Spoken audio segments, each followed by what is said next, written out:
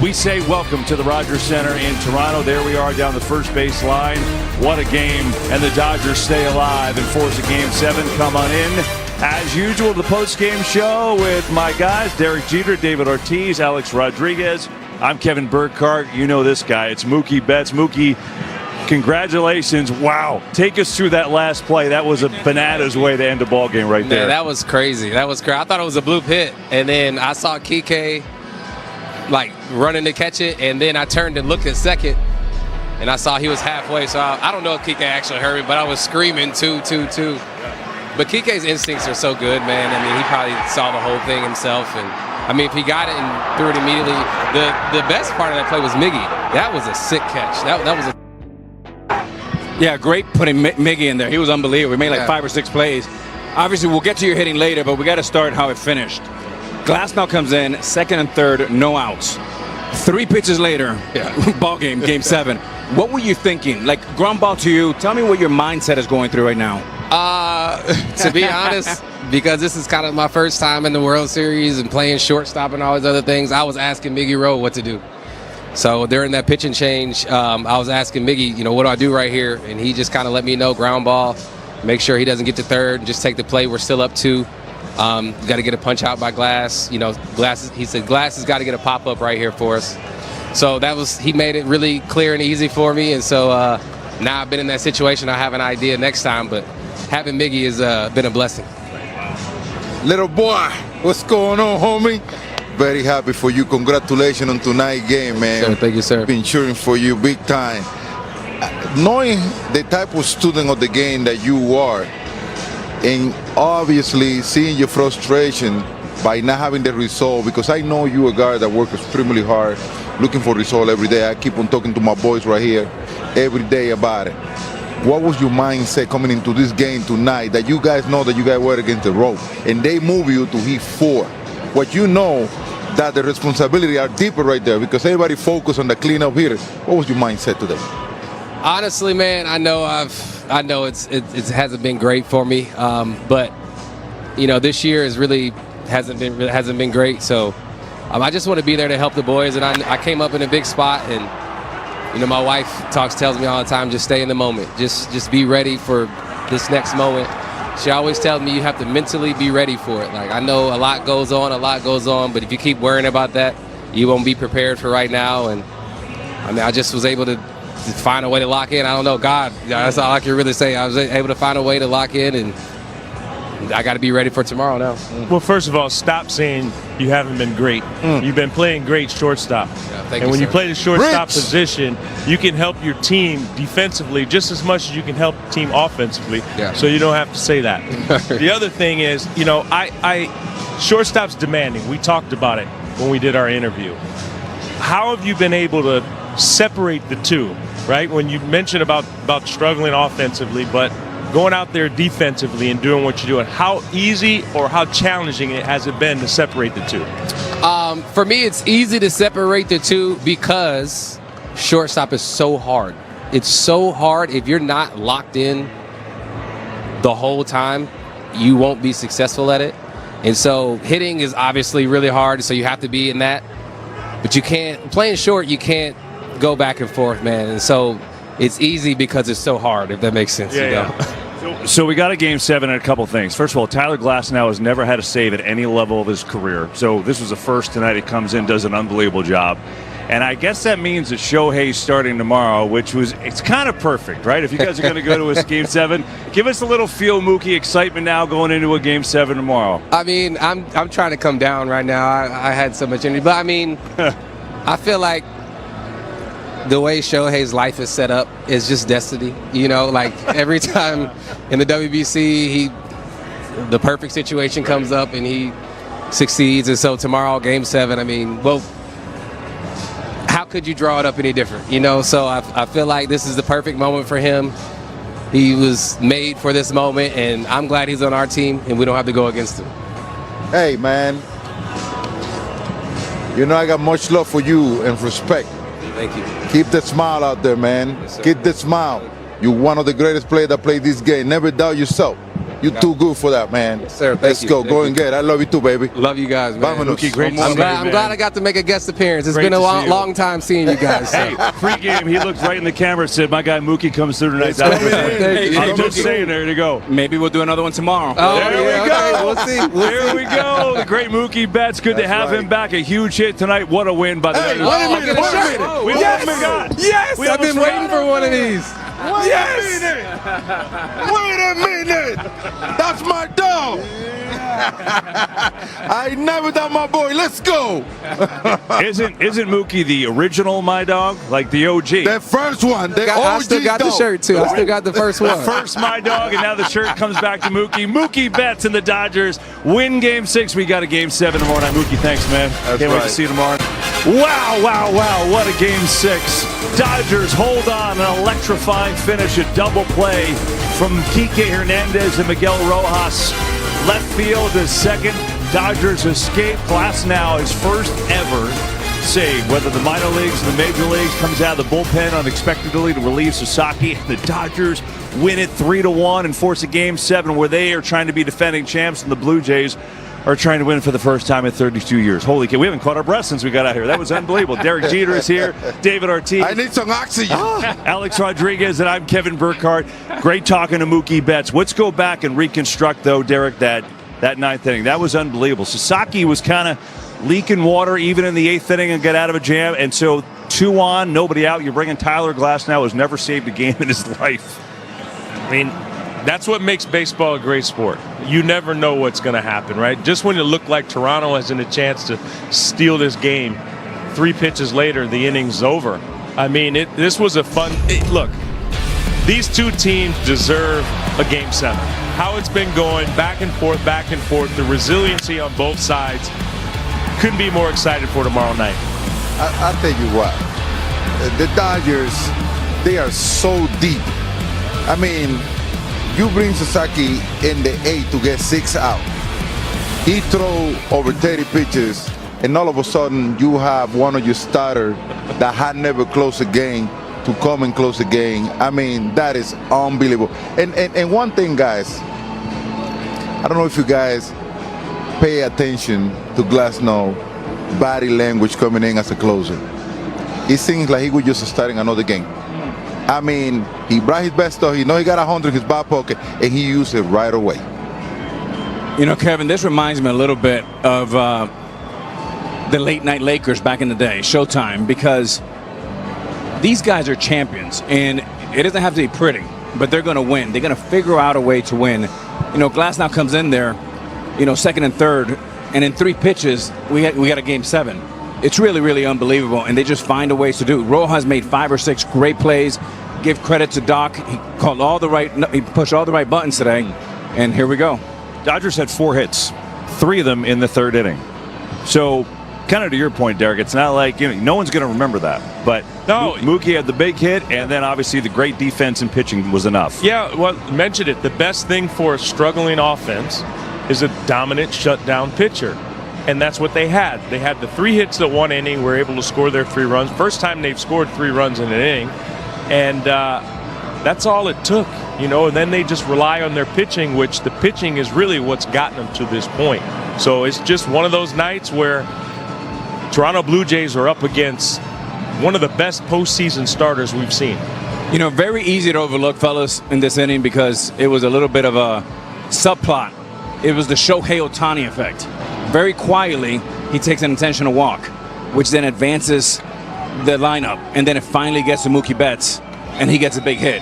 But Shohei Ohtani, whether he hits or whether he walks or whether he's on deck, Poppy, like you when you played, all eyes are on you, all eyes are on Shohei Ohtani, as they will be tomorrow. Tell you what, off the bat, though, of Jimenez, I think we were all watching jumping up like, oh, that's falling in, right? And then they cut to Kike Hernandez, who is streaming in to make the catch, and he turns into a double play. Before we comment on that, let's hear from Kike Hernandez. He's with Ken Rosenthal. Kike, the final play, what did you see coming off the bat and with Barger straying off second base? I was playing a little more shallow than the card wanted me to, but you know, given the situation, really fast guy at second base, I was like, you know what, I'm gonna play really shallow, and I mean, if he hits it over my head, kudos to him. But I feel like his pop is more to the pull side. And yeah, somehow I was able to hear that the bat broke even with that crowd. And the crazy thing is that I had no idea where the ball was because it was in the lights the whole time. But given the situation of the game, World Series on the line, and how good I was hitting tonight, I was like, it's going to hit me in the face, but I'm not stopping. I'm not pulling up. And then at the very end, the ball came out of lights and went in my glove. And I tried to not throw the ball hard because I was coming in at full speed, and I was really close to the second base. And I thought I long hopped him, but I gave him a really hard throw to catch. And I think it was a better pick than it was a play. On my end, it was a better pick on Miggy. Glasnow came in second and third, none out, got out of it. Kike, what did that show you about him?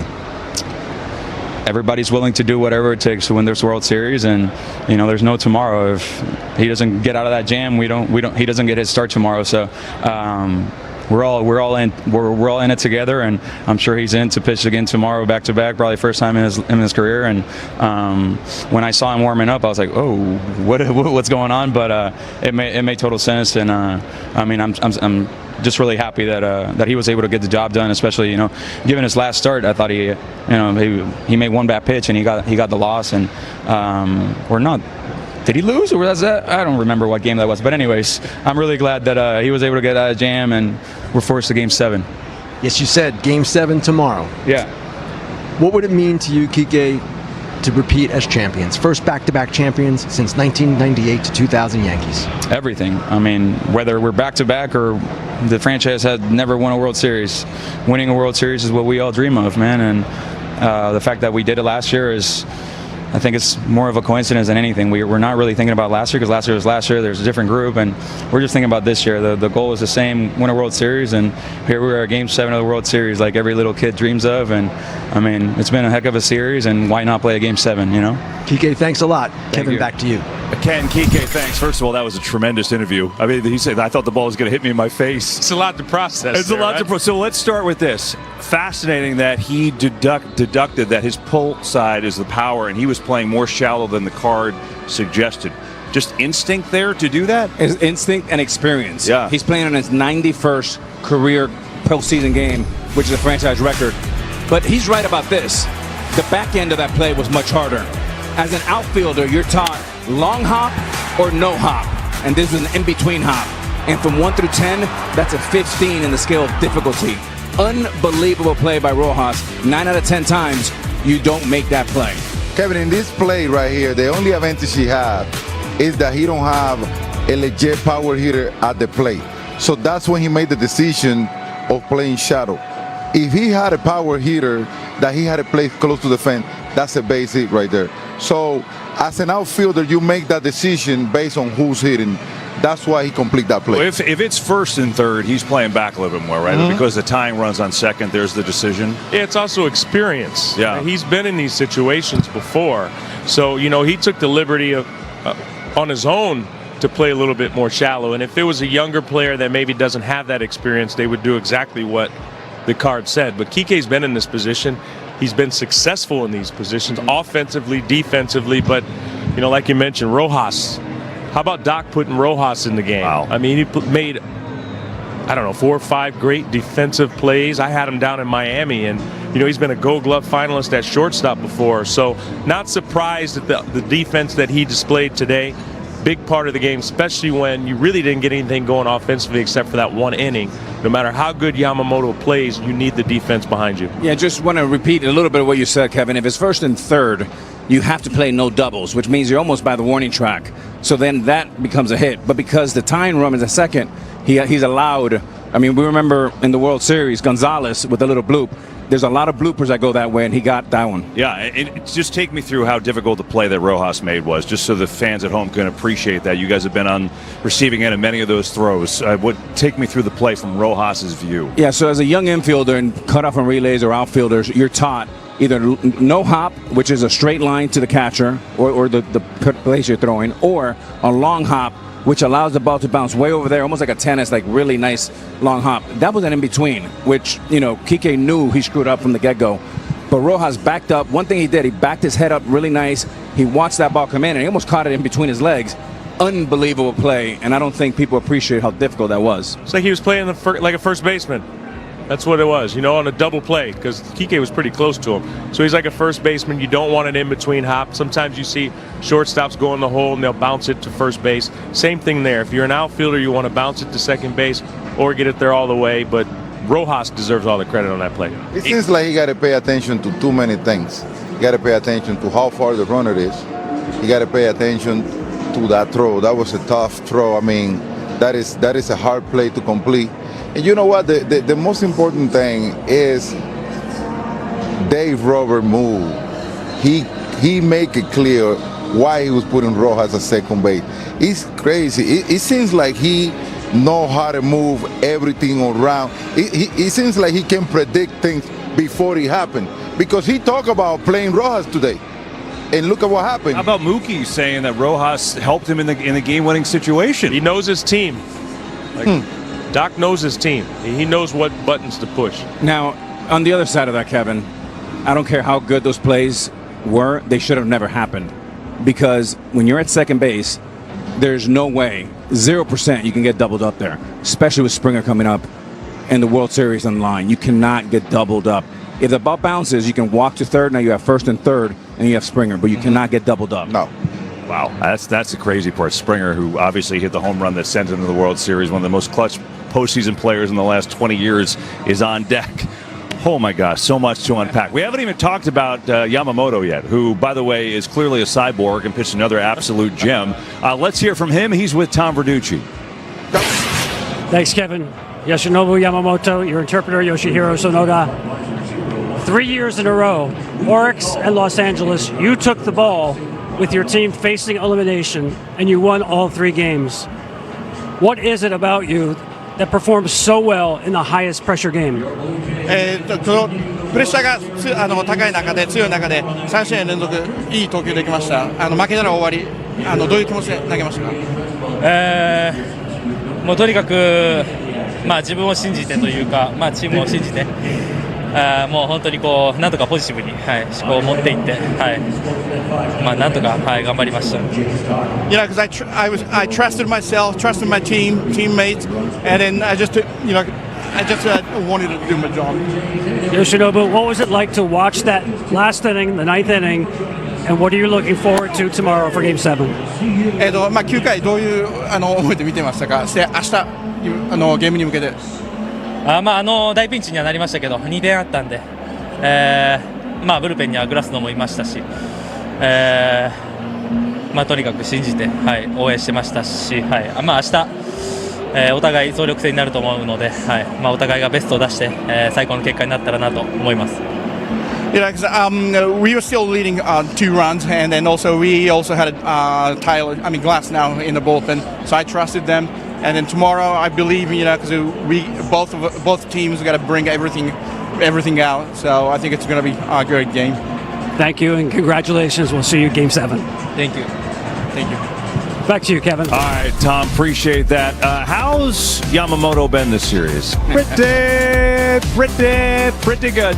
1.20 ERA, 173 batting average against, 14 strikeouts, and 1 measly walk. Oh, yeah, and he's 2-0. And, yeah, he saved the Dodgers season, so there's that. Guess he was okay. Yeah, he was. Man, oh, man. Would you be surprised if he came in and pitched an inning tomorrow? No, not really. I wouldn't. He was warming up in that 18-inning game. He was going to pitch the 19th inning. I was a little surprised they took him out. I thought they were just going to send him out there till his arm fell off, but I wouldn't be surprised if he came back. Look, the hardest thing in baseball is to win the last game of a World Series, especially when you got to eliminate the defending world champions. So you have a guy like Yamamoto. Everyone in that Dodgers clubhouse was confident coming in today. I guarantee you they're there saying, if we score a few runs, we're going to be fine. They scored that 3, and I bet there are a lot of people thought this game was over. I'm going to make myself clear. The Dodgers win the World Series tomorrow, Yamamoto is my MVP. Without a doubt. I think the Dodgers would have been where they are without him. I mean, this is a guy, it's like you say, their confidence level raised up today because he was on the mound. And this is a guy that the other day, 2 days after his outing, complete game, he was ready to come out of the bullpen. This is a real trooper guy. This is the guy that throughout the history of MLB, you can bring him in 1940, in the 90s when we played, and now in 2025 when pitchers seems like they are ready to pitch only 5 innings in the game. This is a real trooper right here. Hey, Pop, it's a beast. You couldn't have said it more beautifully yourself. Look, I mean, we talked about it in the pregame, right? The combination of stuff and intelligence. There was one at bat where he pitched around Bo Bichette to get to the lefty, and sure enough, in 4 pitches, he struck him out with the split. We were there watching the green room. It's just brilliant. I mean, and it's so difficult to see a lineup for the second time in 5 days, and he did it beautifully. And today was a little bit of a struggle, and I mean very little. Okay, we're nitpicking here, but he still got through 6 or 7 innings. He was fantastic. I love the guy. And also you can't run on him. He feels his position. He can do it all. Yeah, what did Andy Pettitte call him in the pregame? A slight fella? A slight fella. A small Pedro Martinez. Small build fella or something like that. I don't know whether. Well, I'll tell you what, that small build fella can pitch. He can pitch because he went 6 more innings, 5 hits, 1 run allowed, and obviously a huge reason. So now it's a Game 7, and it is here in Toronto. They've never played a Game 7 in a World Series in their history. John Schneider, the manager of the Jays, what you got? See you tomorrow. It's going to be electric here. I mean, these guys, it's business as usual, although it's, you know, it's coming down to 1 game. You know what I mean? These guys are really good at kind of just turning the page. You know, that'll take a while to kind of unpack. That's a wild ending. I love the way we played. Yamamoto was really good again. Had our chances with guys on base kind of as the game went on. They're going to be ready to play tomorrow. Everyone's going to be ready to play. Yeah, I mean, I don't think that surprised any of us. We've watched this Blue Jays team and how good they are and how resilient they are. I mean, after all, after that 18-inning loss at Dodger Stadium, I think most people are like, oh, they're kind of done. And here they are forcing Game 6, and now it'll go to Game 7. But it's interesting. Yamamoto, really, the entire playoffs, Derek, is the only guy to really slow them down. Like, even against Snell and Ohtani, they kind of battled and made those guys work. So tomorrow will be fascinating. I expect a lot of action tomorrow. I really do expect a lot of action. I expect the Toronto Blue Jays offense to bounce back. I expect them to score more runs. You hope that the Dodger offense can get going a little bit too. So you know that we have a truly competitive, high-scoring game. I think it may be tomorrow night. But if you asked 30 teams in baseball, you have the chance to play 1 game to win a World Series, all 30 teams would take that. So here we are in Game 7. Kevin, answer to your question. Yamamoto, his location against this Blue Jay team has been phenomenal. He don't miss on the plate. He's either go in, out, up, or down. He's not right here on the diamond. Those Blue Jays batters, they are aggressive and they put the ball on play. And this guy, over 15 innings, have been able to shut them down. That means he is doing his thing out there, without a doubt. Yamamoto had to be one of the best pitchers I ever seen in the playoff, without a doubt. You know what? Sorry to cut you off. The only pitch he threw down the middle was the 3-0 pitch to Springer for the RBI. That's the only one. That's it. That's it. That's it. Probably thought he wasn't swinging. Hey, and this guy's in the dugout working on his wind-up. I mean, come on, man. He's running a book, man. Let him do whatever he wants. It works. Throwing javelins, you name it. There was another at-bat that I really liked that we were all watching. I believe it was maybe Barger. It was 3-1, fastball right down Broadway. He didn't budge. And we're all thinking, here comes a split. Boom, another fastball looking, strike 3. He is phenomenal. But look, the happiest the Blue Jays offense was tonight was when they found out he wasn't coming out for the 7th. And their swings were better, their body language was better, they had a chance. And look, they know that if they had another inning, they feel like they win this game. But the bottom line, Kevin, is you have the best 2 teams in baseball. Go ahead, Poppy. Finish. No, the best 2 teams in baseball, 1-194, 1-193, and we have a Game 7. That inning remind me playing against Detroit, Scherzer dealing against us. And he got pulled out in the 8th inning, I think it was, or 7th or 8th inning. And that's exactly what happened with us. Because when you have a pitcher dealing like that on that mound, that you can figure him out, you can wait for that pitcher to get to be out of the game. Ironic you say that, because Mr. Scherzer will be starting Game 7 for the Blue Jays My Max! tomorrow. So there you go.